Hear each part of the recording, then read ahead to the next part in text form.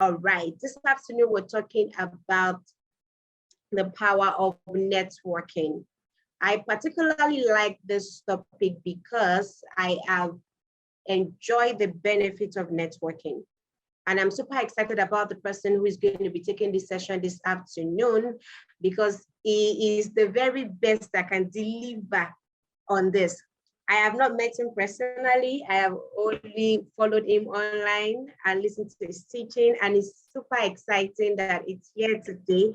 And I'm going to be the host, and he's the guest here. That's super exciting. Good afternoon, Mr. Jimmy. It's so amazing to have you here. Hi, how are you doing? Thank you very much for the opportunity. Thank you. Oh, God. This is so amazing. I love this. Guys, if your friends are not here, please go call them. Send them the link. You have the link in your inbox. So please invite your family, invite your friends, because really, if you know the power of networking, then you will bring in everybody, every of your family members, everyone that needs to be here, because this can be a defining moment for you in 2022. If you get this right now, this is just February, you have about 10 more months to go. If you get this right now, you will see the result that you'll be able to get. Zuriel all the way from Asaba. Okay, can I meet you? Don't worry, I'm sure you would meet her after now. I want us to move right into it. So, Mr. Jimmy Tewe, you have the floor. Over to you, sir. All right, thank you very much. Good. Well, it's good morning here from Atlanta. And for those in Nigeria, that would be good afternoon, going towards evening, and people joining from different locations. You're all very welcome. Could you just confirm again to me? I like to speak for a living, so sometimes I speak too much. How many minutes would you like me to speak? Because I also like us to take some questions and answers. All right, you have 60 minutes. 60 minutes, all right, that's fine, not a problem at all. So just to let you know, I'm a teacher, and understanding is key for me. So I don't just speak, I actually I want to ensure that you understand. And so we're going to have a bit of interaction in the chat section, even as we go along. So first, I'm going to say a very big thank you to my brother, Chris Wowe, who is currently storming the UK. Boris Johnson called me yesterday that there's one troublemaker. I'm just kidding, all right? Okay, but I really appreciate him, appreciate the work that he's doing with the House of Saviors. I remember when he shared with me about the idea, but one thing about praise is that he doesn't think too long about it, he goes ahead to do it. And I hope you are learning all of that from him also. So today I've been asked to speak about the power of networking. I want to take it a step further. I want to focus on what I call leveraging the power of networking. I don't want to sound like Google today. You see, Google can give you information, but it cannot guarantee transformation. People Google stuff that doesn't change their lives. So I don't want to be a Google today. I want to do a bit more than Google. I want us to see how we can actually activate and leverage the power of networking. One thing I tell people is that any topic you want to go to Google, type it.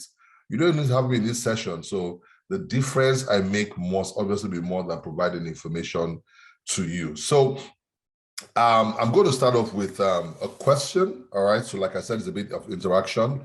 I want to know where we are. So first question I have, and I'm in the comment section.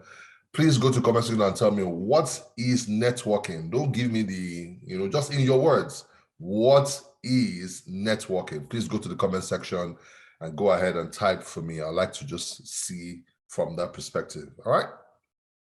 What in your own view is networking? All right. The first person that drops a comment, your miracle is here today. Amen. All right. Meeting new people. All right. Thank you, Abe. Diva pronounces human connections. All right. Great. Leveraging the power of connection. Beautiful. All right. Any other person? I have 3 people right now, and I can see them all. Yes. Conscious interaction with people to foster connections and relations. All right, great. Can I have one more at least? One more person.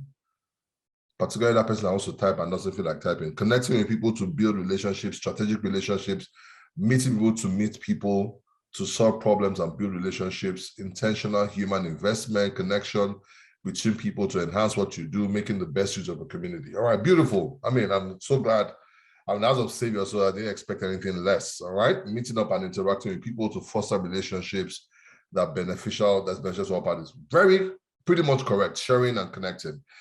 All right, so I want to ask another question now.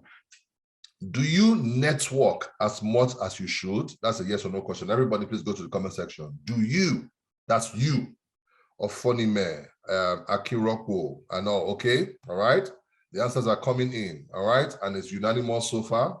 So far. Are you seeing something? Are you seeing a trend, ladies and gentlemen? Are you seeing a trend? So we have definitions, but we don't have action. All right? And that's one of the reasons why I am approaching this today with a different view. Okay, let me ask one more question. Why don't you network as much as you should? Think about it quickly. Why don't you network as much as you should? Tell me. Self-imposter syndrome. Am I good enough? Trust issues with people. I am introverted. I don't know how to. All right, introverted, beautiful. Great. So let's see. So please, admin, you're going to, before we get into my notes and all that, just take the key items: trust issues, imposter syndrome, I don't know how to, introversion, too laid back. Okay, not sure how to. So that's the same thing as I don't know how to. Opportunities to network, they're looking for that, and they're not seizing the moment. Identity issues. I thank you for your honesty. I do it when I feel good enough. Aha! When I feel good enough. So when I don't feel good enough, I miss out on it. Great. So we have kind of like 7 core areas that, are the challenges. So my goal is not to, like I said, impress you. If you want to be impressed, go on Google. All right. My goal is to transform you. I usually get caught up in my word. Thank you, Fidelia. That's very important. All right. So admin, let's take them quickly one after the other. The first one is what?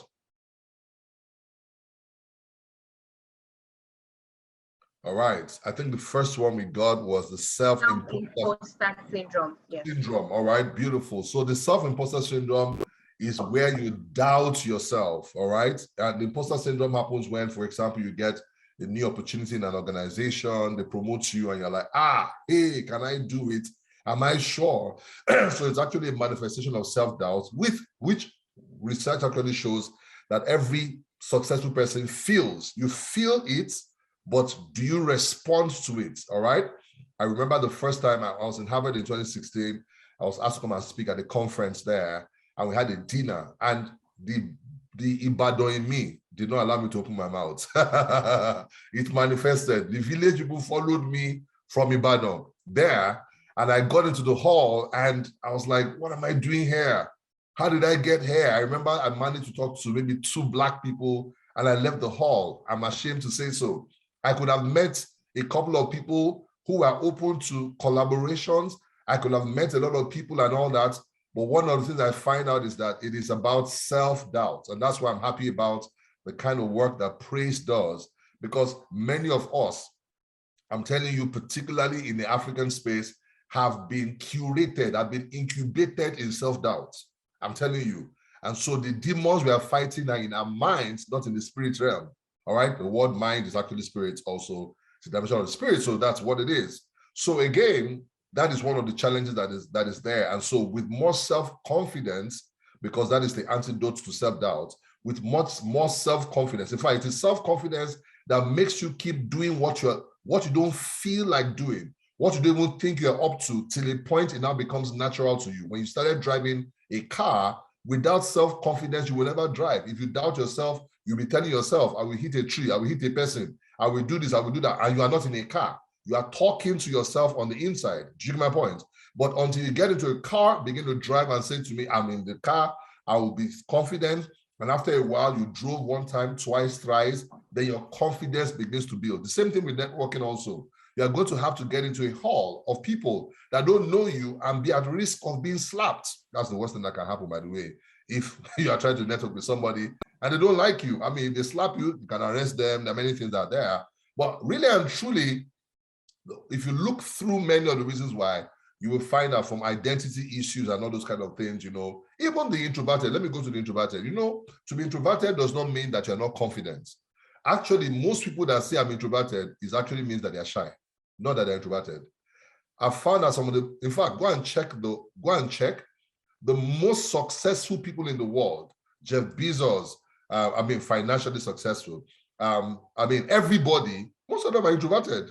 I'm telling you, if I go and check, I believe that because the introspection is actually one of the core capabilities for success. And so it is easier for an introverted person to operate that introspection. People that are extroverted have to be intentional about calming themselves down and looking on the inside. Do you get my point? So we find out by statistics that more successful people are actually introverted. So what you're telling me is there's no substance to it. That you're introverted does not mean you cannot network. What you do is that to be introverted means that you recharge by being by yourself. But when you're fully charged, you step out and you use your charge to do what you need to do. Self-confidence is the real issue. Are we together so far? I don't know how to. Well, it's great if you tell me that today, but tomorrow you cannot tell me that. If you go to Google and type how to network, 6 steps to network, you will see something. Start doing it. All right? So stop. This is the last time you are going to state it that I don't know how to network. This is the last time. Forget about it. All right? So we move on. Admin, what else have I not talked about? Someone said trust issues. Trust issues with human beings. Can I tell you something that will free you? Even good people will hurt you. So operating by fear with people will limit you. I don't want anybody to hurt me. Go to heaven. It's only heaven that nobody hurts, can hurt you. All right? So since we are not there yet, we are going to have to cope with our inefficiencies, our inadequacies. So the key is not trust, it is your skill in managing people. That is the key thing that is there. You see, it is your skill, it is the lack of skill that makes you trust people you should not trust. Do you get my point? So don't allow that, because a lot of people have caged themselves in and they said, I don't trust people. And many times when you say I don't trust people, you are speaking from the premise of the exposure to the people you have met. You have not met me. I think I'm trustable, actually. Have you met praise? I think it's trustable also. Do you get my point? So you cannot say I can't trust people. That is too general and it becomes a limitation to you. You have to develop your people development skills. There are some people that are so trained that they can see a fraud from afar. And they can even still interact with the fraud, but they know the extent to which they're going. I mean, look at it. Jesus in the Bible, he had a person that he knew was going to cause his crucifixion, and yet he still interacted with him. In fact, he puts him as financial manager. Is there anybody, it is Peter, it should be Peter, James, or John that should be financial managers.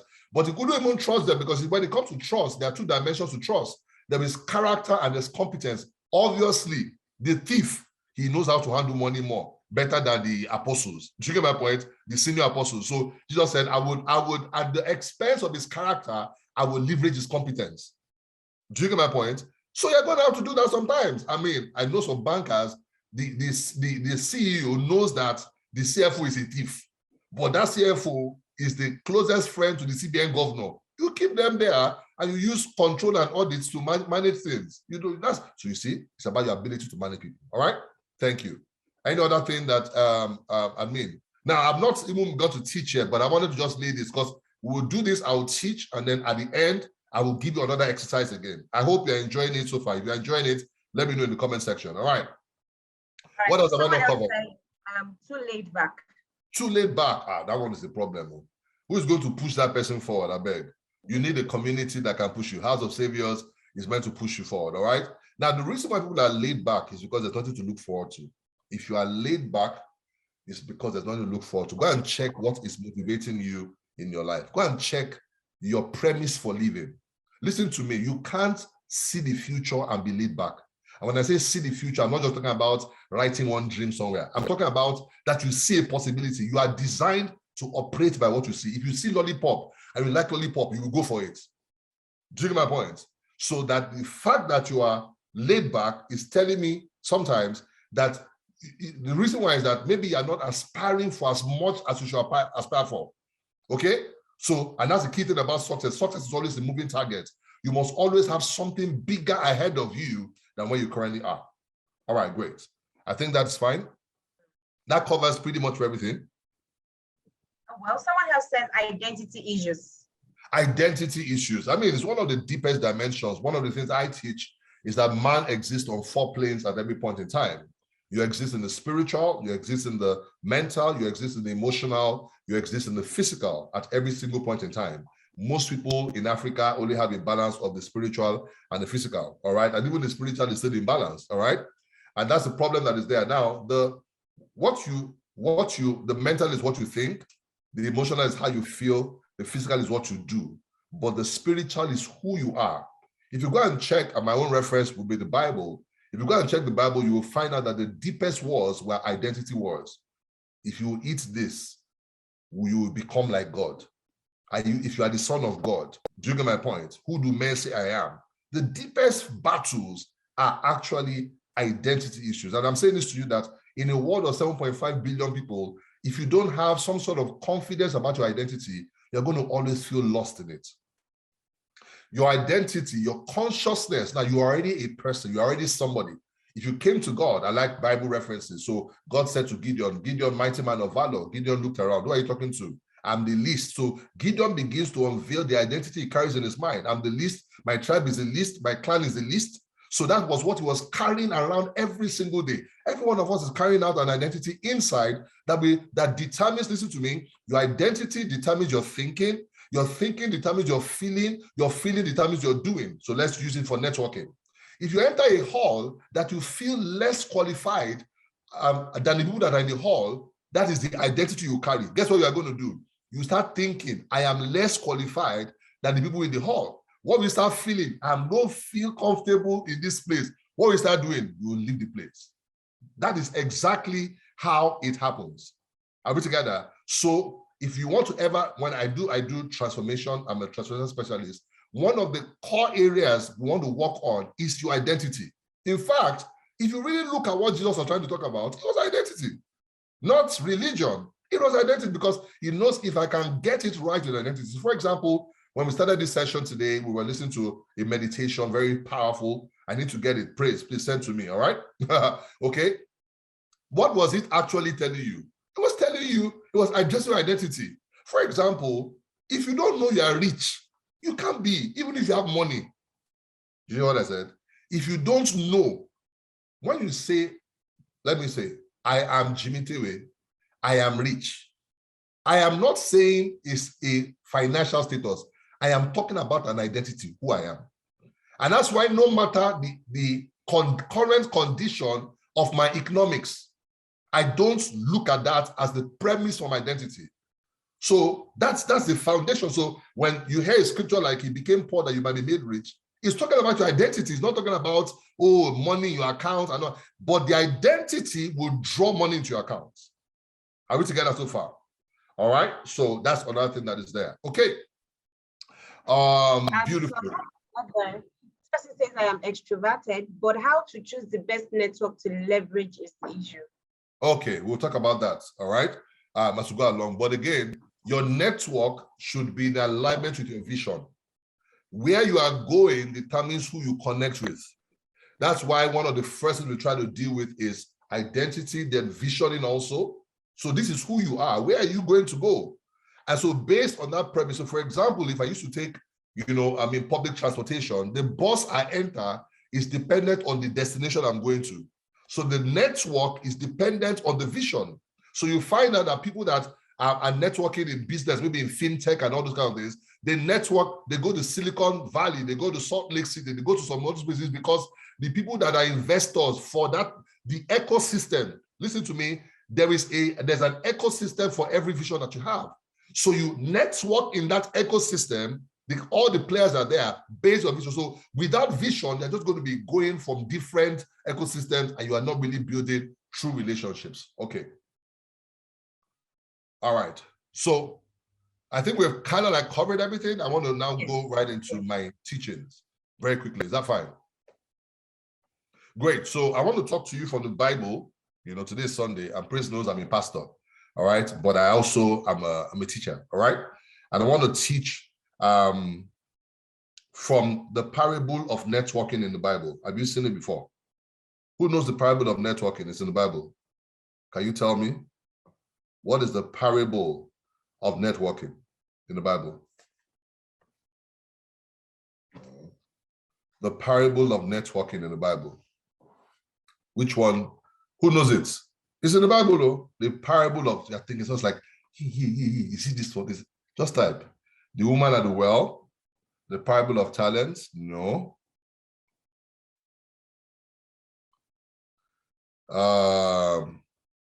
Okay, I think that's an admin thing, okay. All right, great. Let me just help you. No, it's in Luke 16. The parable of the shrewd manager is the parable of networking. I'm going to prove to you that what Jesus was trying to teach was the power of networking. And we're going to look at a few 5 or 6 points from that. And then that way we'll be able to now leverage that to learn. And then I'll now come to the last exercise for the day and we'll call it a day. Beautiful. All right. So I'm going to read the story quickly.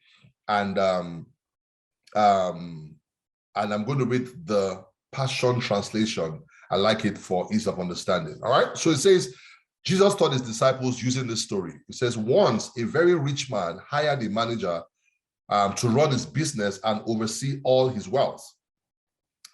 But soon a rumor spread that the manager was wasting his master's money. So the master called him in and said, is it true that you are mismanaging my estate?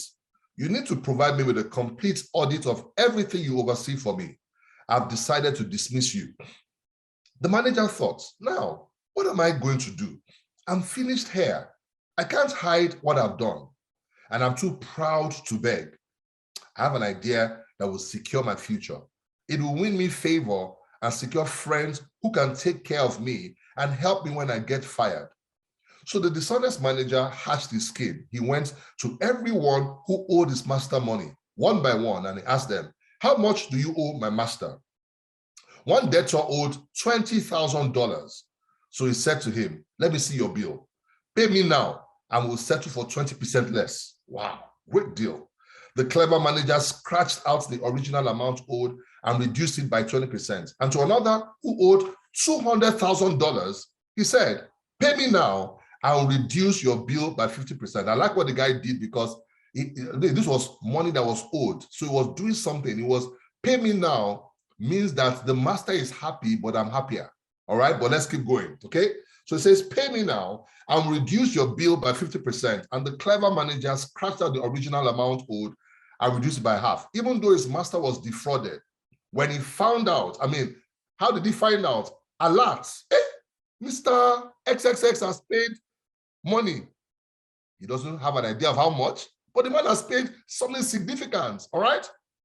The guy that owed $200,000 paid $100,000. So the man just says $100,000. Wow, wow. And the shoe manager said, sir, have you collected the alert from Mr. Jiboye? And he says, that's what was going on. I'm just trying to paint a picture for you.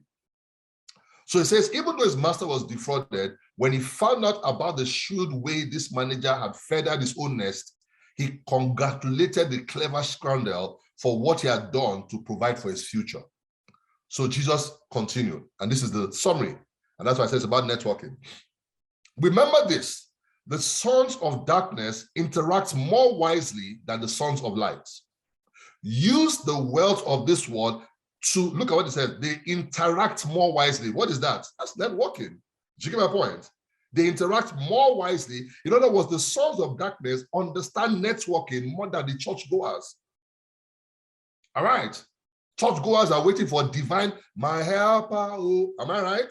But these guys know how to locate helpers and go for it. It says, use the wealth of this world to demonstrate your friendship with God by winning friends and blessing others.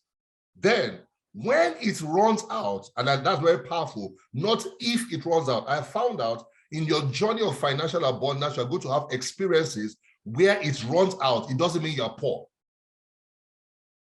In fact, in those moments, you are going to have to key into relationships. I was watching the Undercover Billionaire and the one that Grant Cardone did.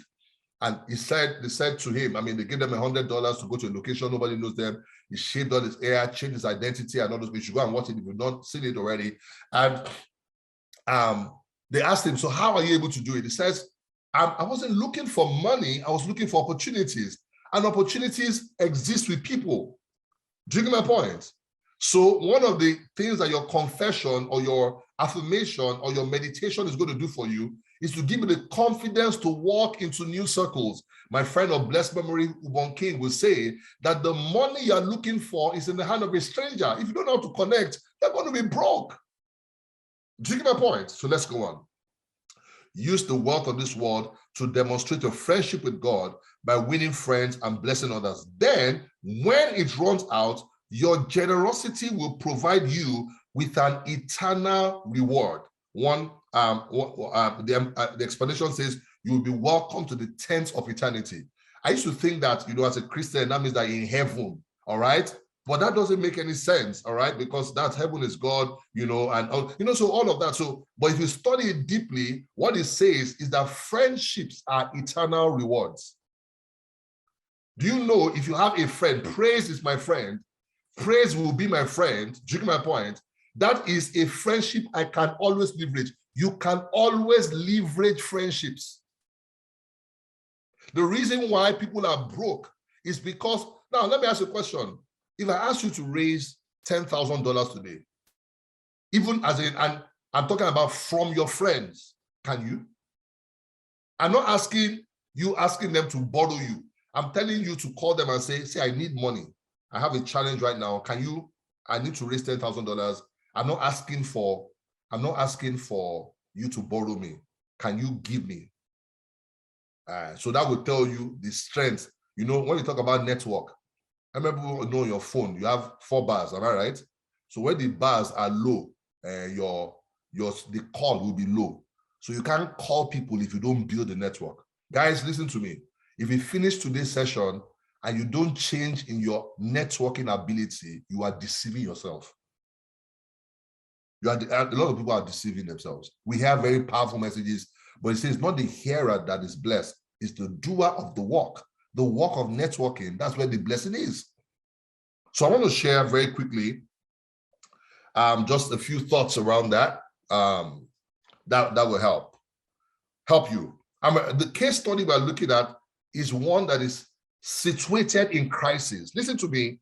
One of the most powerful benefits of a strong network is that you can come out of crisis faster.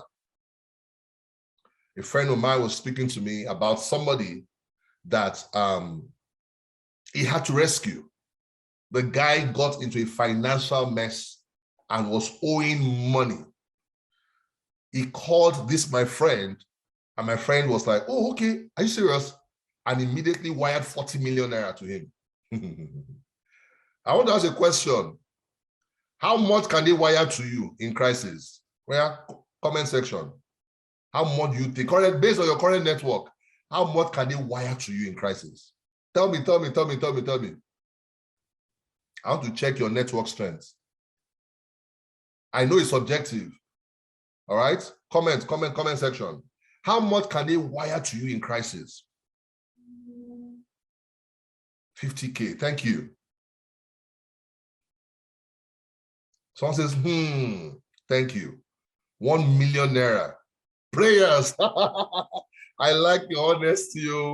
It is well. 5 million naira, 2 million naira. Beautiful.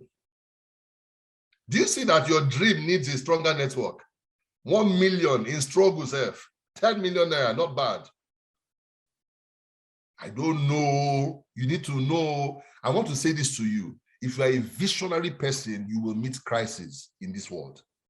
In fact, Jesus said, in this world, you will have tribulation. Not that and when I say tribulation, it doesn't mean village tribulation. No. In the pursuit of the kingdom of God, it is guaranteed you are going to face crisis. Woe to him that faces it alone. Are you understanding what I'm trying to talk about now?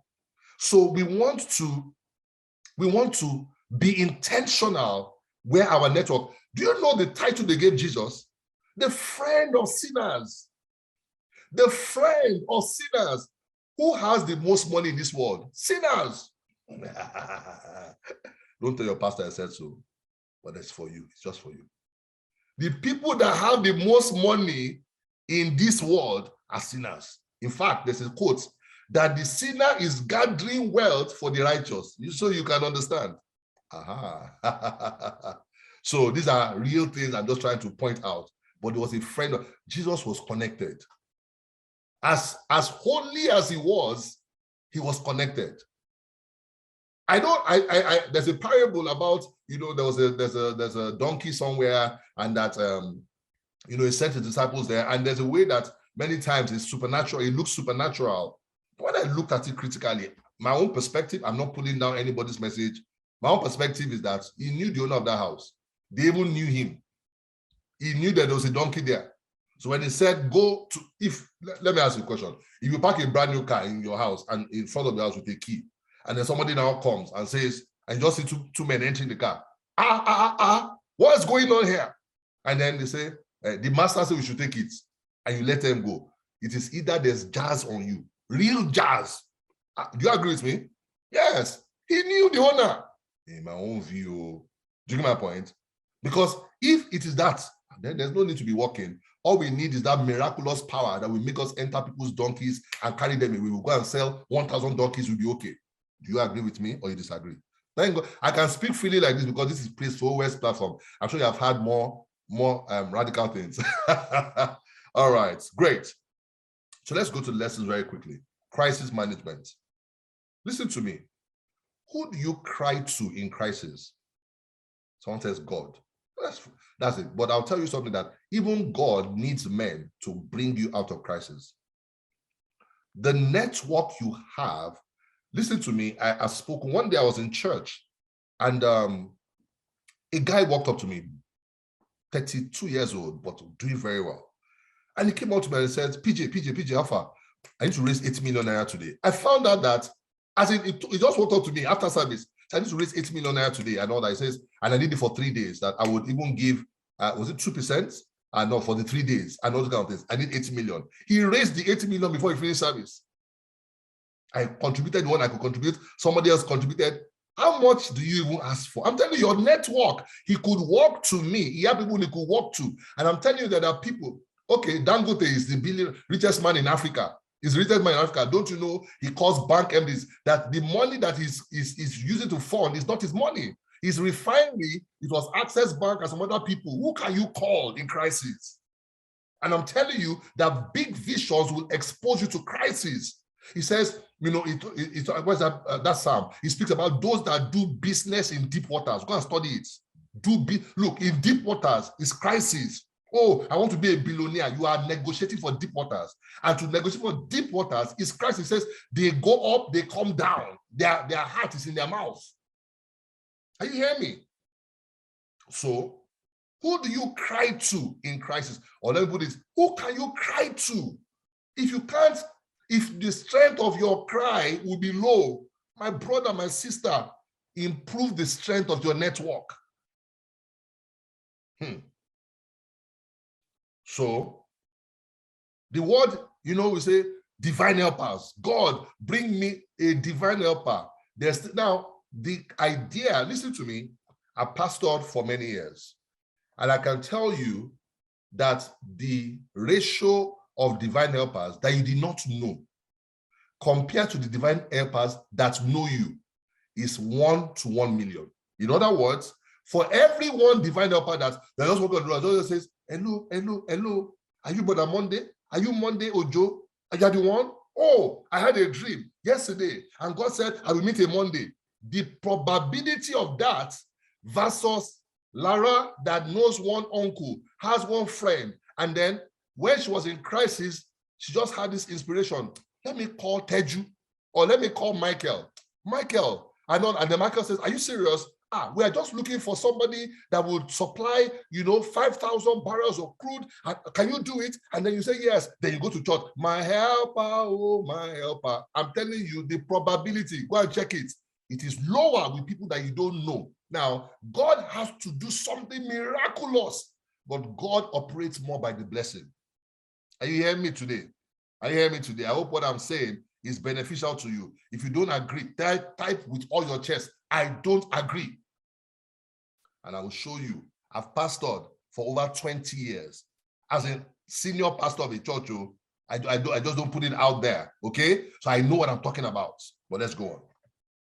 I've seen the people that brought testimony, and I've seen the dynamics of their testimony, and I've seen that many of them, God activated an existing network they had, versus I did not know anybody. There's a story, 2 Kings 7. I'm not sure whether it's Shunammite woman. So Elisha was just one day with the king, and there had been a famine where everybody lost everything. And was saying, there was one woman in the days of Elijah, that, she helped us. She had a penthouse. She took care of us. And as he was talking, the woman came into the same place. Now, she had lost everything. God had preserved her life. And then she said, let me go and ask for my properties again. I need favor before the king. As she's entering there, she sees brother Elisha. Elisha says, this is the woman that I was talking about just now. Do you think it took a lot for the king to agree? Without Elisha, she will enter and say, oh Lord, my king, my royal highness, I here beseech you, it can be 50-50 or 595 or 0-100. She might have left that place, but her network helped her. I'm telling you guys, when I asked, I said, how strong is your network? I saw a lot of no. We have to switch our network to yes. Are we together? Can we mute ourselves? Thank you. So number one is crisis management. That guy, the parable, he got into crisis, but he knew what to do. He wasn't rich in himself, all right? But this is, notice the association. He was the manager to a rich man. And I always wonder, some of you, when I see you, I'll be shocked. You're a director of something somewhere. And all you do is sit in your office. Don't let me say what I want to say. Normally, I would have said your head is not correct, but I'm not going to say it. Yes, I would have said it normally, but I'm not going to say it because I believe your head is correct. How can you be do you know what it means to be the director of something? Don't you know that if you step out of that function, you can't use that position? Don't you know? I know. It's a style of speaking. It's an engagement style, all right? Sorry, this is how I speak, all right? When I was head of recruitment for UBA, I would walk into places. I didn't even really leverage it as much as I should have. I did not know what I had. Guys, when you say, may God open your eyes, that function, that guy used his position to transform his life. Use your position to transform your life. Look, this is what belongs to the courageous. So I'm telling you, all the laid back people, nothing for them. Let's go on. So the guy says, and I like the way that and I want to read it again, in verse 4, he said something there. He says, I have an idea that will secure my future. Listen to me. If you are not working on something right now to secure your future, what are you doing? Are you just working? A lot of people that I meet are just working. The things I am doing now are to secure my future, including tomorrow, 10 years, 20, 40, 50, and my future, including my great-grandchildren. That's what I'm working on. Listen to me. When you are working on something big like that, you would appreciate what networking means. When you have nothing you are working on, you will be comfortable in your little corner. It says, I have an idea that will secure my future. All right? So listen to me. Products, services, and positions may fail, but friendship never fails. I'll say that again. Products can fail. Services can fail, but friendships will never fail. Let me say this to you. Friendship with the powerful, friendship with the rich can guarantee your future. And Jesus was teaching. He said, the children of this world understand it more than churchgoers. Churchgoers, all their friends are in church. How powerful is your church? How powerful? Even your local government does not know you are there. They come and shut it down. Sir, you have a problem. Sorry, if you're angry for yourself. Future thinking. In verse 5, I love what he says. He says, so the dishonest manager hatched his scheme. In other words, he developed a networking scheme. This is my question. What is your networking plan for 2022? Oh, as I meet people, I'll try to be nice to them. Is that your plan? You know, there are two ways to network. You connect with those you meet, and then you meet with those you want to connect to. You know what I said? You connect with those you meet on one hand, then number two, you meet those that you want to connect to. One is unintentional, one is intentional. And I'm saying to you that you have to be intentional about networking. I live in Atlanta now, and I've spent 8 months now here. And I've not really networked because before I network, I want to make sure that I understand the terrain. Because sometimes you can connect to people that will occupy your gigabytes. Meanwhile, they are not going to bring benefits. So I'm trying to understand that, but I am switching gear in a couple of weeks now. One of the things I'm going to do is I'm going to look. So I have on Instagram, I have 93,000 followers or so. So I'm going to use my Instagram. You see, use what you have. So I'm going to send a DM to some people and I'm going to search who are the top speakers, people that have a following in Atlanta that are African Americans, because Atlanta is the capital of African Americans in America, really, that are progressive, really. You know? So I'm going to send them a DM. Hi, my name is Jimmy. I'm an African because they don't like Nigerian. I'm an African that just moved here to Atlanta. I have a huge following. They can check. They'll see 19,000. Most of them have only 10,000 or 8,000 followers. Me, I have 93,000. I have a huge following and all that. I just checked out your page. I think you are doing an amazing job and all those kind of things. You know, I live in the Atlanta area. It'll be great to connect and all that. I leave it. I'm sending it to 50 people. Out of 55 respond. That's beautiful. 45 rejected. That's how some people are thinking about. Listen to me. If you are going to be successful, you need to learn how to handle rejection. It is part of the package. Most of us were trained to avoid rejection. That is the training for failure. That is the training for small thinking. You need to be trained to handle rejection. Are we together?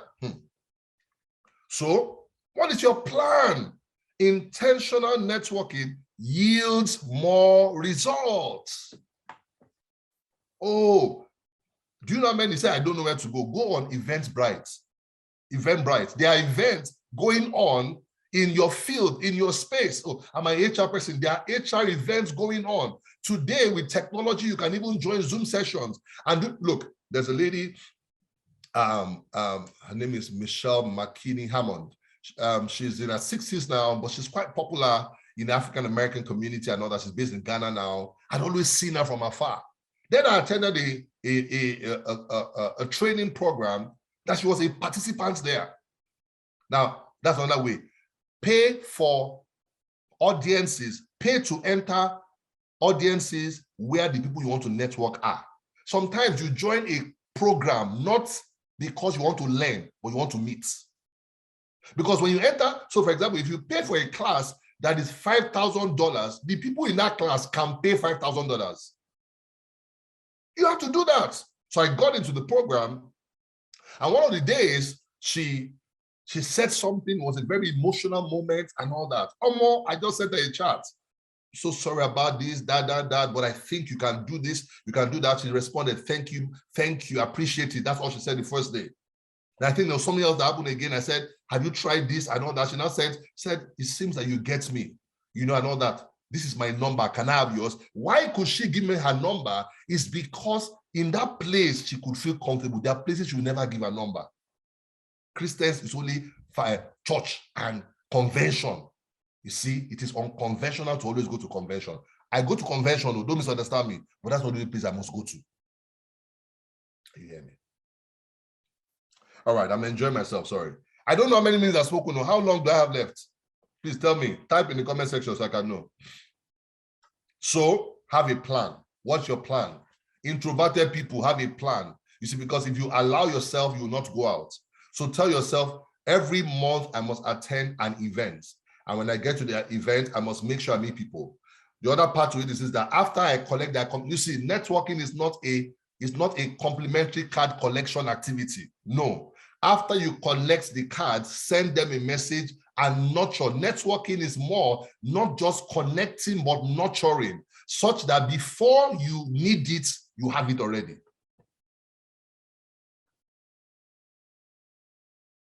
We that don't go out buy it, go out. And one day, Steve Harris and I, we're brothers, yeah? And we're very introverted. Actually, that's the truth. We like our space because creators actually tend to be more introverted.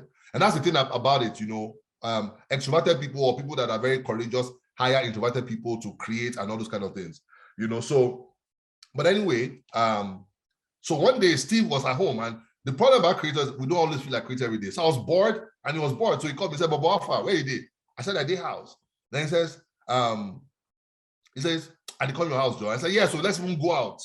Let's go out. Yeah, let's go out. So Steve, I got dressed. Steve arrived in his car. I got in his car. Then we asked the most powerful question. Where are we going? We did not know where to go. So we knew we have work to do. I'm telling you, are you part of a country club? Yeah, so, no, we must interact with the world. I'm sure if you have been with Prince for a while, I know that I don't need to preach that message to you. Listen to me. You don't want to interact with the world, you want to convert, you are a joker. A joker. Are you hearing me? The world that you are trying to conquer, I am the king of this world, is outside of you. Leave your house and go out. It takes a getting used to. It takes a proficiency which you must build in an area of competence for you to be able to maximize it. So networking is a competence. You must be able to build that competence. I've told people that, why are we afraid of being rejected? If you go to a meeting, you say, hello, to say the first hello. Some people tell me I'm shy. I tell people that shyness is a psychological defect. Don't you know? It's a lack of self-confidence. That's what shyness is. Hear me. All people say, I'm shy. You have psychological problem. You have a psychological problem, you just don't know, because it's wearing suits. Stop saying I'm shy. Say I am psychologically defective. That's more honest. How does that sound? Stop saying I'm shy. Challenge yourself. When you enter a hall, it's not written on your head you're shy. It is your actions that let people know you're shy, that there's something wrong with you. Because they will see you always at the coffee table, mixing coffee, looking around everybody like a thief. Let's avoid this one. Is this person that is talking want to talk to? Enter a place. What's the worst case? We die there. Amen. After that, there'll be resurrection. Oh my. All right, great. Let's move on. So you need to have a plan. What's your plan? So sit down. If you cannot do it by yourself, get 2 or 3 of you, ex-shy communities, 2 or 3 of you get together. What are we doing together? Where are we going together? I'm telling you, where are we going together? Because sometimes your confidence can build. By the time my own confidence is 30%, our own is 30%, one is 40%, it's 100% together. We do it. Yes, my voice is extroverted. I know. All right, let's go on. Then the next thing you want to do is still in verse 5. It's still in verse 5.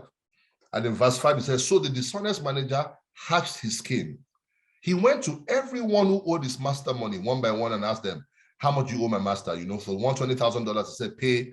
It took 20% off, which is $4,000, $16,000, pay that. To the one that owed $200,000, he said, pay, give me $100,000, all right? And all that. So what did he do? He added value. Listen to me, networking is about what you give first before what you take. When you want to connect with people, look for the gap in their life. Can you imagine the guy that was owing $200,000 to the man? And he gets a call from Mr. Audu. Hey, Audu, how far? Because he knows that Audu is the manager. And then he says, I'll answer questions after. Then he goes to Audu and says, hey, Audu, how far? What's going on? He doesn't want to pick first because he knows, how people know that when you're owing money, you don't want to pick quickly. But he picked the call. Hey, Mr. Audu, how are you now? He wanted to start explaining why I've not paid the $200,000. Mr. Audu said, no, that's what I'm calling you. He said, how much do you owe again? 200,000. He said, you know what? Can you pay me 100,000 today? I'll cancel the remaining. Are you serious? I'll do. You're serious. You cancel it. I'm telling you, and they must have known him. You cancel it. Say, I'll call you back. Because now he can save $100,000. He might not even have had that money. Guess what he'll do? He'll go and borrow the money somewhere again because he's a borrower by default. That's what he did. He added value. Audu added value. If your name is Audu, you know what I'm talking about. Audu added value to them. And when he did, Look at what it did. Listen to me. When you help somebody, by default, even the wicked feel obligated towards you. It is a formula that works. There are people that are wicked, though. Now listen to me. Usually, people that are wicked are below you. The ones that you help that don't want to help you are usually below. I'm telling you from experience and observation. Help people above you. I'm telling you, usually they will bring you into eternal dwellings. Yes. Help people, all right? And we'll now begin to walk in that regard, all right? I'm seeing the questions, and we'll take questions towards the end, but let me wrap this up. So networking is value-based networking. Give, and it shall be given back to you. Good measure, press down, shake it together. Shall who? Man, give to your bosom. Networking is value-based. All right? So don't just go about meeting. You are not a public relations warrior. I met 17 people. No. Connect, then nurture. It is meet, connect. The easiest way to connect to anybody is to find out the problem in their life. Everybody is always looking for a solution to the problem in their life. I'm telling you. Great. So in verse 8, all right, 8b, we hear something also very powerful there. Something very powerful there. And what Jesus said, listen to this. And I quoted it earlier. So yeah, 8b, Jesus continued. Remember this. The sons of darkness interact more wisely.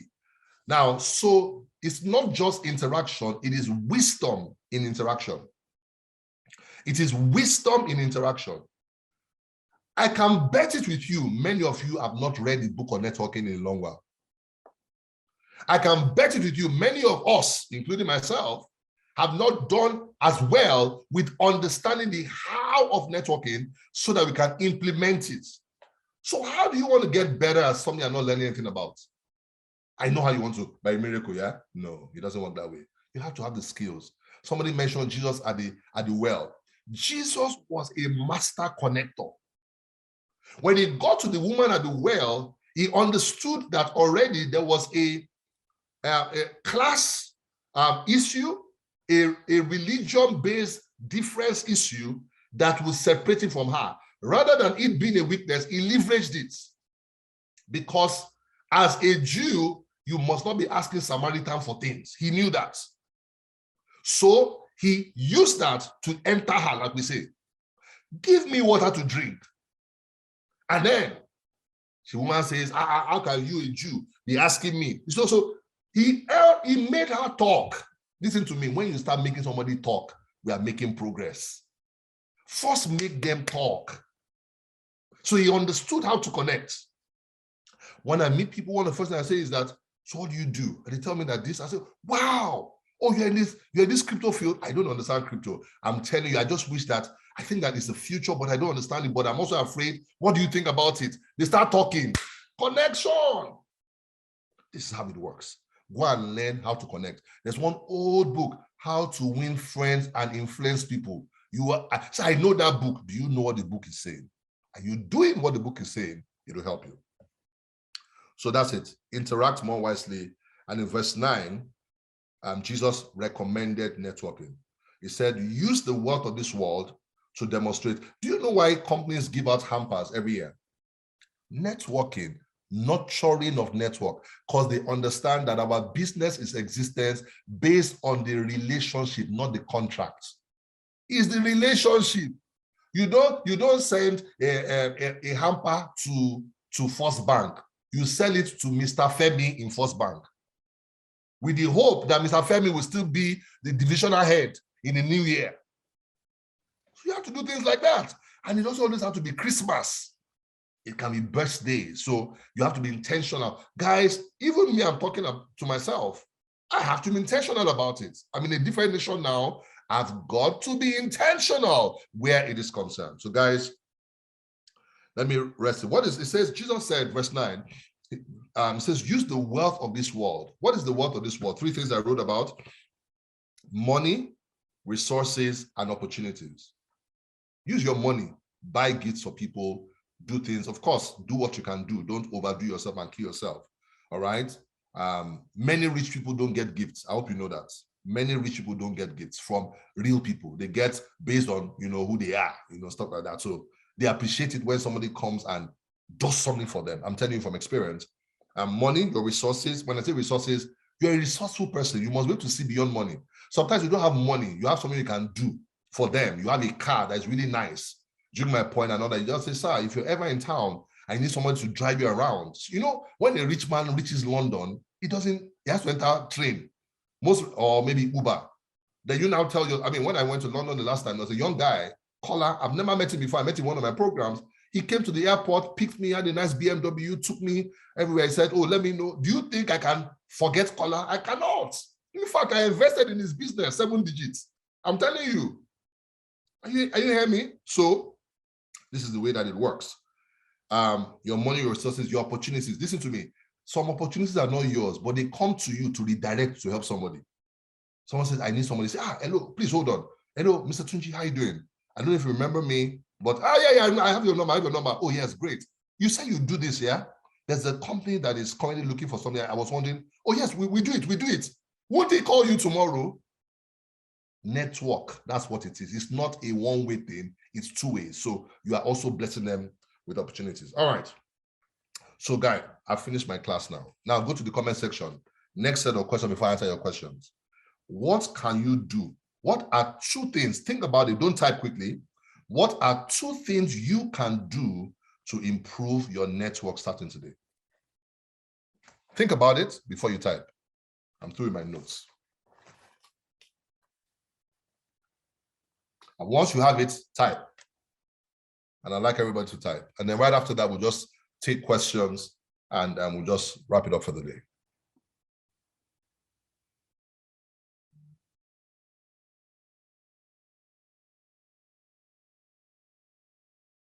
All right, type now. You're thinking too much now. All right. Type. Repeat the question. Based on all you have heard, what 2 things can you start doing to change the trajectory of your networking? Is what I'm asking you to do.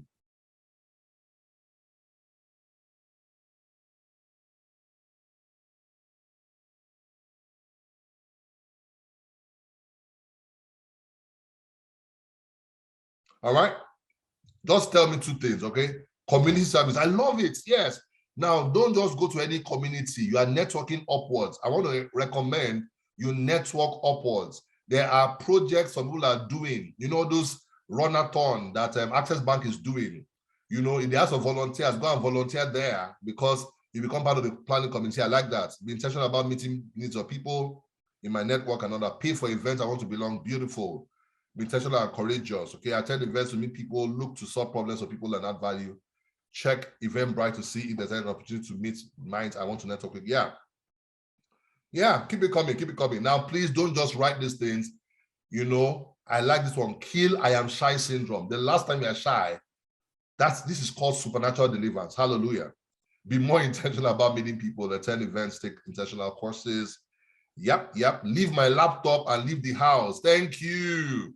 To attend events. And if you're going to be on a laptop, there are events online also. All right. So you can do laptop and all that. How many people met people after COVID, but you met during COVID? See how powerful it is. And when you met them, you felt like you knew them already. That's how powerful it is. All right. So great. So thank you. Those are the things I wanted to ask. We're going to take questions now. Some people send me some directly, but admin, I would have you to direct the questions. Okay. Wow, amazing session already. But let me quickly take this first question. One says, what if the nature of one's job does not allow such mingling? Except there's no job that does not allow mingling. Maybe if you are more specific, I will tell you. I think sometimes it's about perception. All right. There's nothing that you are involved in that does not want to grow. So mingling now, maybe there are certain ecosystems you wouldn't want to identify with, but there are some you should identify with. Let me even give an example. I'm a pastor, for example. Pastors, one day they interviewed TDJ. TDJ says out of 10 friends, only 2 are pastors. 8 of them are not pastors. If I said some of them are not Christians, TDJs. Yeah, because you can't grow beyond the network around you.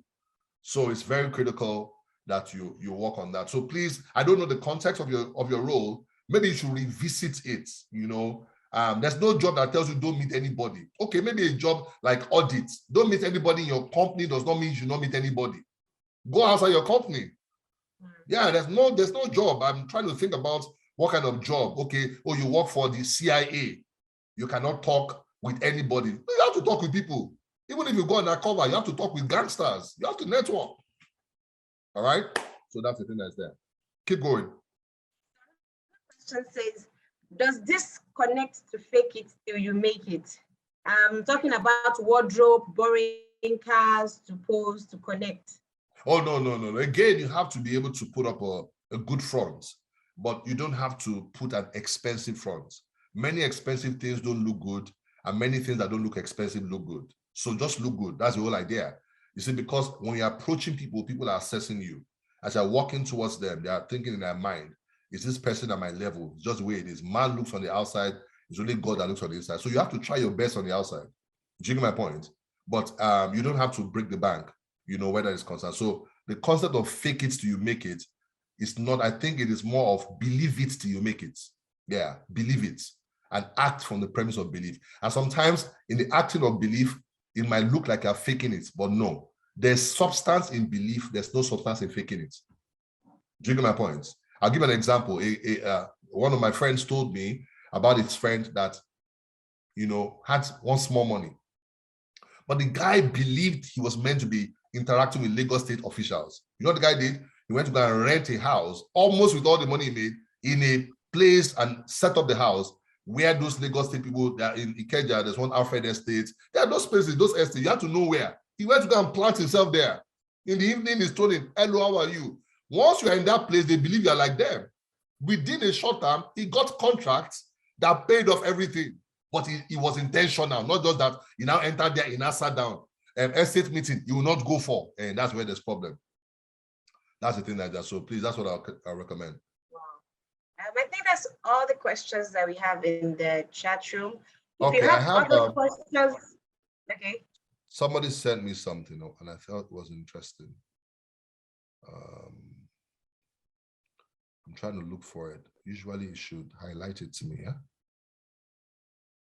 Although I have someone in the chat room that says, I would like to connect with you and Steve Harris. So create a plan on how you're going to do that. Oh, I can't find, okay, I thought it would highlight it red, but I saw one question just give me a second to look for that question. It's quite interesting. The question the person asked. I'm almost at the bottom. I hope I can still find it. Yes. Okay.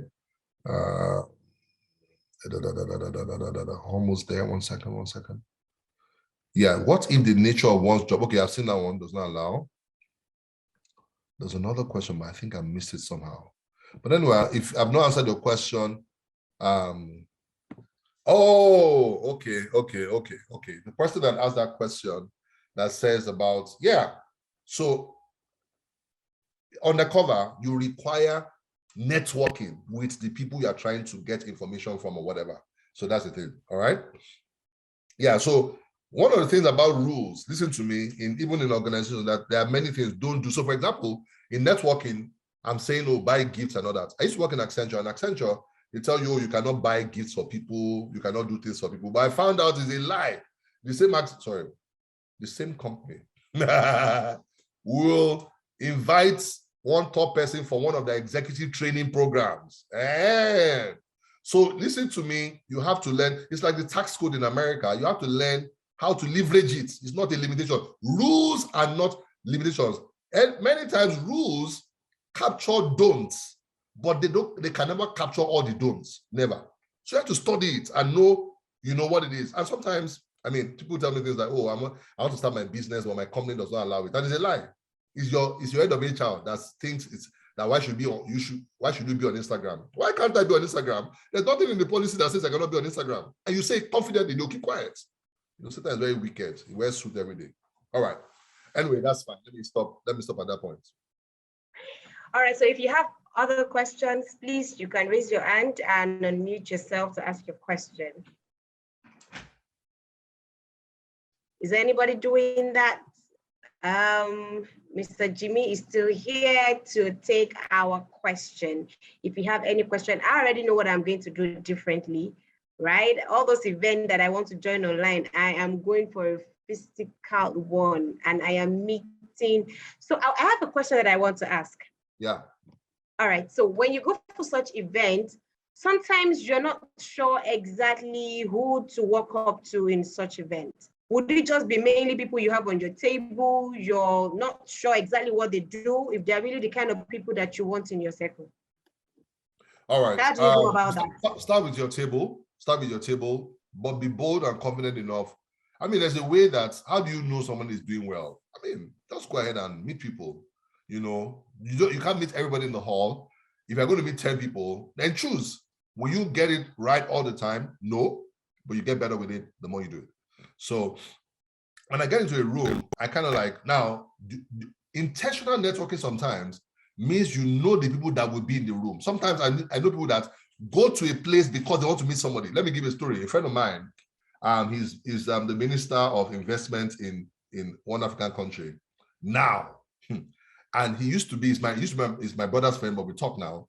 And he said, I invited him to one of my programs one day, and he said there that he was a big boy in Dubai. Well, big boy's relative. He used to drive a Porsche, he had real good salaries, but he said he wanted to do more for Africa. He's from Benin Republic, he's the minister there now. And he said that one day he just took some money, took some time off work, and traveled to Benin for 1 week.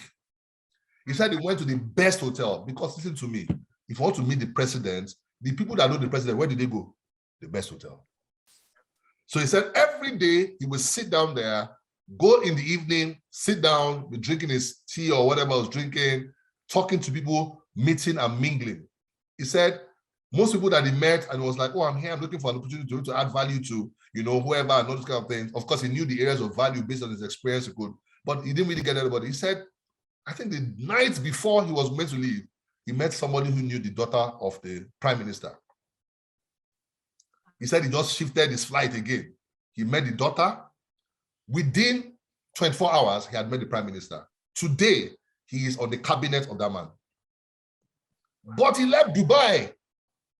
Sometimes, and Jimmy, you're talking to yourself also, sometimes our vision is not strong enough to make us do some crazy stuff. We're in our village and we're expecting God to bring the world to us. And he said, go out into all the world. Who did us? Who did it to us? Go out.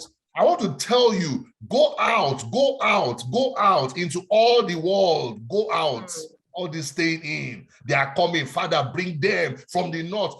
Go out. Father is not answering you. Go out. Let me stop before I get angry.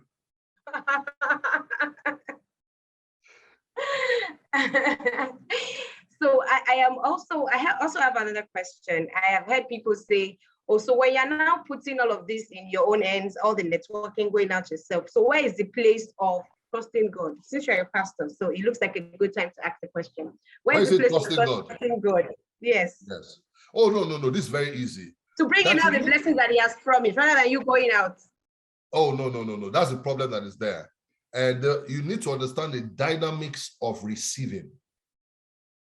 The dynamics of receiving. Look, I've been a believer for many years. And one thing I used to tell people is that, David said, I've been young, now I'm old. I've never seen the righteous forsaken or a seed begging bread. Me, I've been seeing righteous people in Nigeria forsaken, or they look forsaken. So, and I did not want to look, I did not want to become forsaken. Some people, they don't ask God questions. There's a difference between questioning God and asking God questions. You are not allowed to question the sovereignty of God, but you have every right, because it's your life also, to ask him questions. Excuse me, sir, I'm righteous, but it's not working. What don't I know? Please, sir, talk to me. I'm serious. Don't you know you have the latitude to do that? People can go to hell. It's a choice, and God cannot stop them. You have to organize your own heaven. So, if you understand, after a while, I'm going to make a statement here, and I'm saying it for understanding sake. I'm not trying to, put down anything. Listen to me. The reason why people believe that you can do nothing and that because you believe the blessing of God, things will just be happening to you at home is because we have elevated spectacular testimonies over supernatural testimonies. The spectacular is the one I quoted earlier. I was just walking down the street of Lagos State. Somebody went down and said, sorry, are you Bode John? Bode John. I said, yes, I'm the one. He said, I saw you in my dream. God said I should help you. The number of Bode Johns versus the number of people in the earth is a minute population. I've pastored.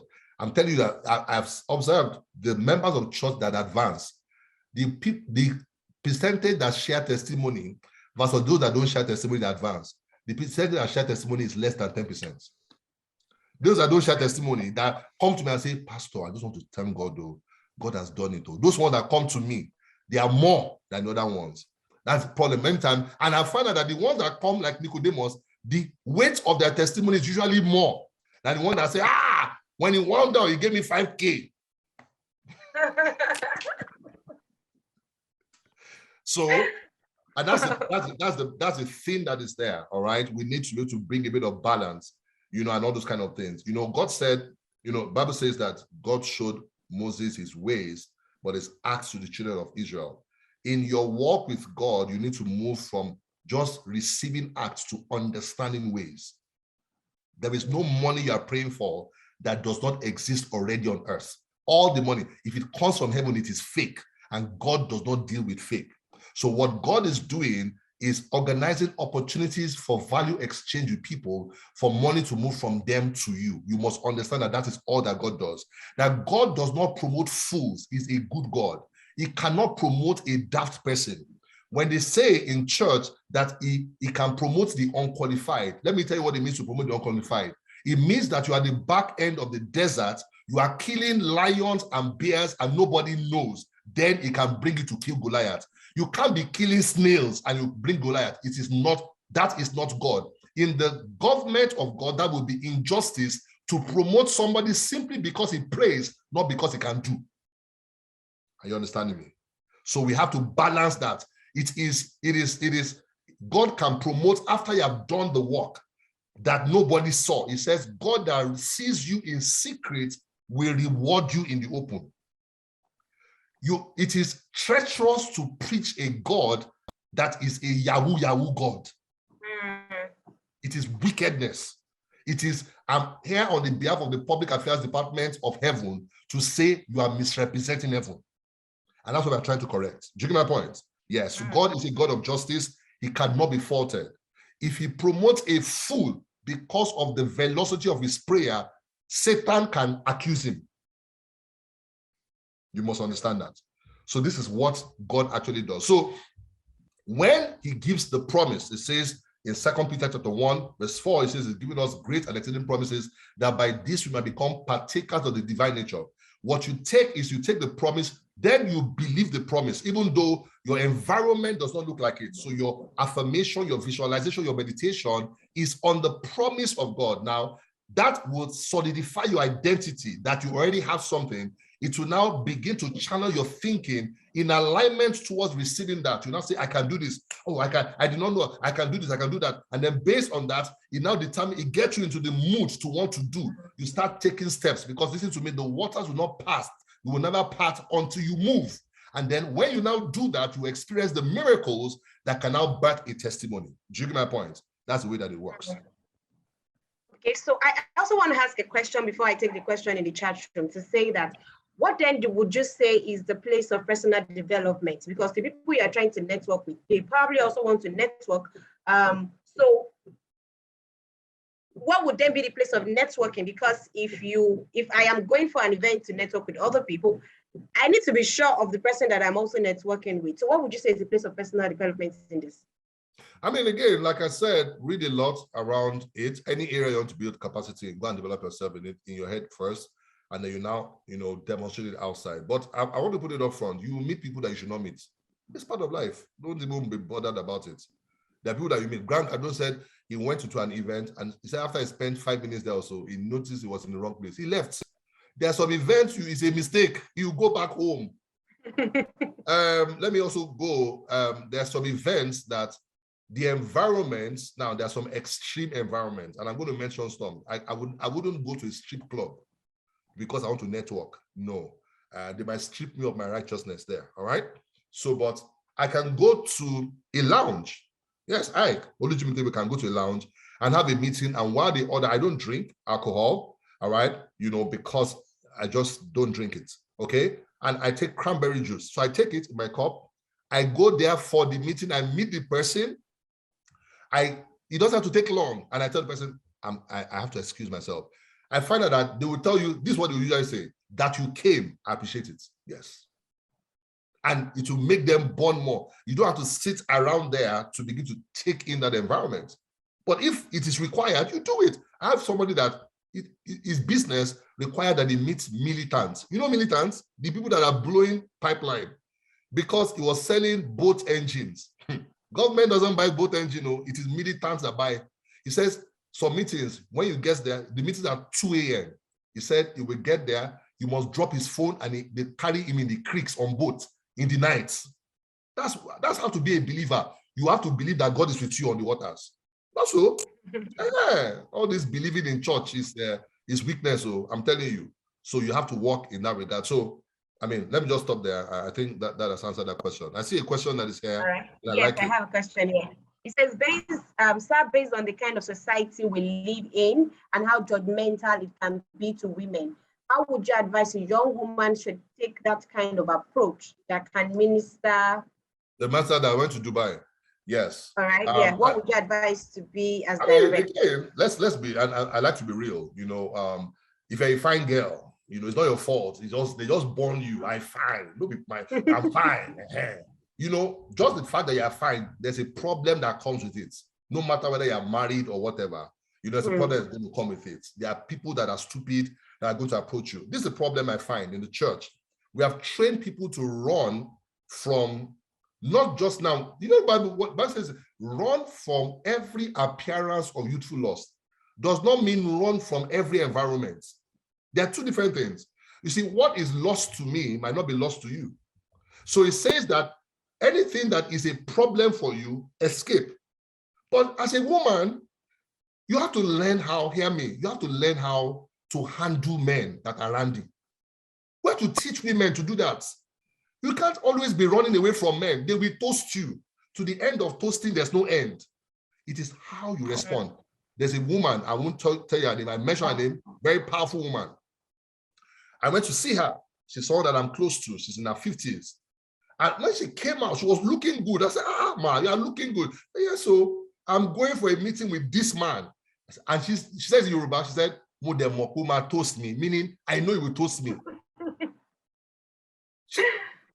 Powerful woman of God, though. You have to learn how to handle these things. We have to teach people. So, we have people that have succeeded. We have casualties. Everybody bring your story out. What happened? Let me give you one story. A young girl, very beautiful, that I know. And a man said to her, come for the meeting at 11 p.m. in my hotel. And that deal was a deal she wanted. Now, please, before you do any of these moves, talk to somebody, all right? Don't just say because Jimmy said so, okay? So she told her husband, that's what you do as a woman. When they invite you, that's why you should marry right, all right? You should be able to comfortable enough to tell your husband that, there's this deal, but Mr. Felix said I should come and meet him in the hotel. You know what the husband said? He said, you are going, because when he saw the deal, he said, we must get it. He said, you're going, but this is what you're going to do. The husband began to coach her.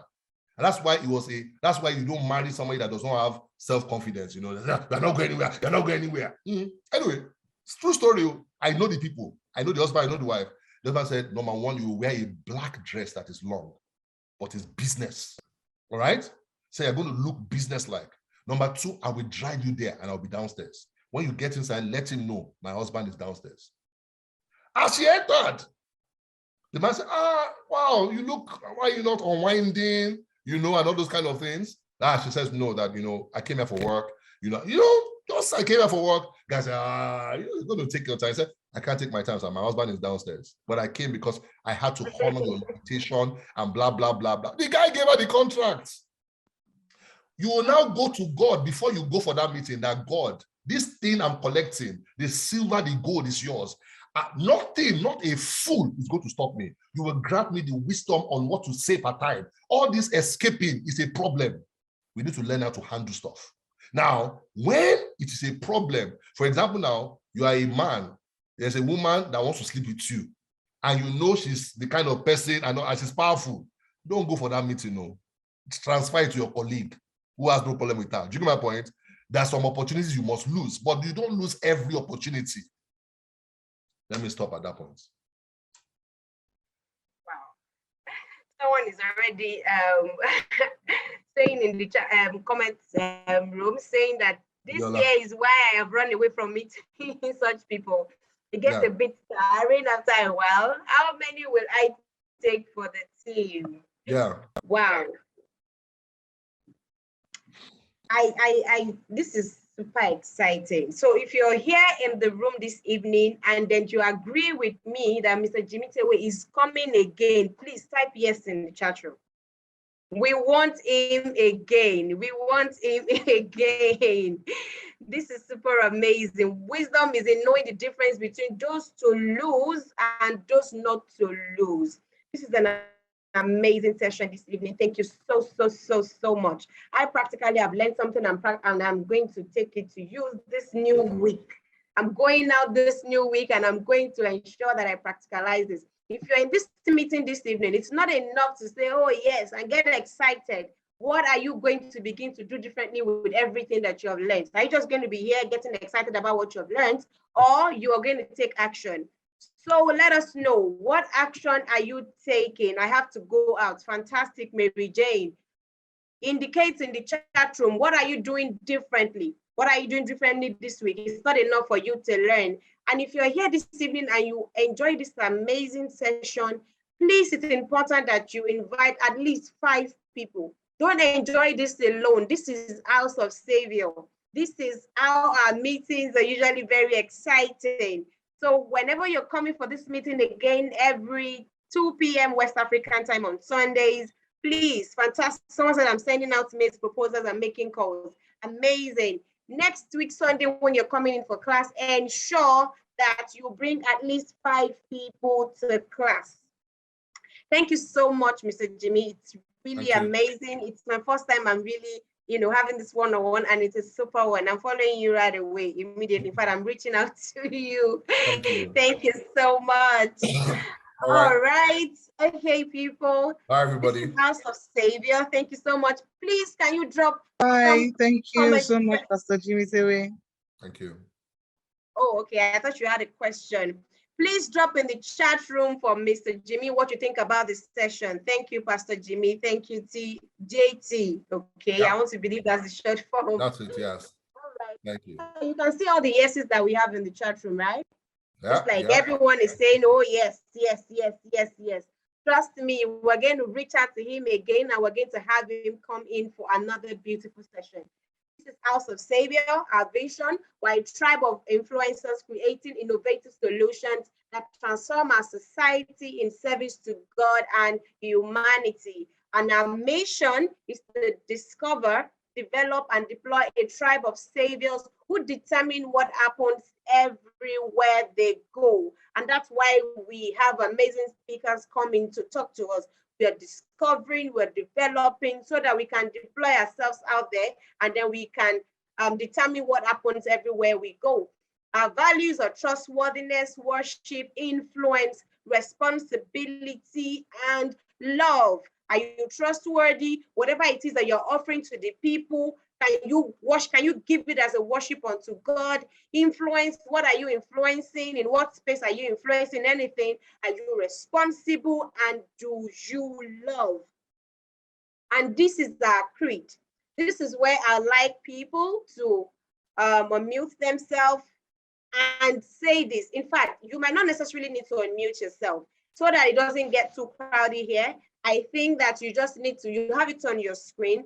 I want you to read this out loud wherever you are at the moment. What is our creed? We belong to a tribe of saviors and are trustworthy. Whatever goes out of us must pass the test of worship unto God. We influence our world with superior lifestyle and solutions everywhere we go, and we take responsibility for what happens in us and around us. We are love, and heaven is what you experience when you encounter us. We are saviors and we create solutions for our world. If you're joining us for the very first time, this is who we are. This is who we are. So we do not charge anyone. Yeah, thank you so much for joining. But then we appreciate when people give to this, because ideally these kind of meetings are supposed to be on subscription base, where you subscribe with a certain fee and then you have access to this kind of learnings that you have enjoyed this evening. So it will be important, not compulsory, that you support this moment. You have all the payment details on the screen if you want to pay through PayPal to support this movement rather. If we also have Zelle, we have Interact, we have Flutterwave, and you can also do a bank transfer to support this. Thank you so much for joining us. If you're joining for the first time, thank you. We had an amazing time today. If it's your second time, thank you for joining in. And this is where we call it a day. Thank you to everyone who's been able to join in. I hope I've been able to answer every question. In case you have a question that we have not answered, sorry. I'm sure we're going to bring him in again. Okay, I love the video. Amazing. Thank you, thank you, thank you, thank you. And for people who are asking for the audio that we listened to earlier, I am going to drop it in the chat room right away, so that at your free time, maybe when you're driving to work or you're in traffic, you can always listen. It's very important. These meditations are quite important. And do not forget that as you go out this week, you need to practice everything that we're being taught. Thank you so much for everyone who has joined us this evening, and let's all have a beautiful evening. Please play our song. Okay, so let me look for your song.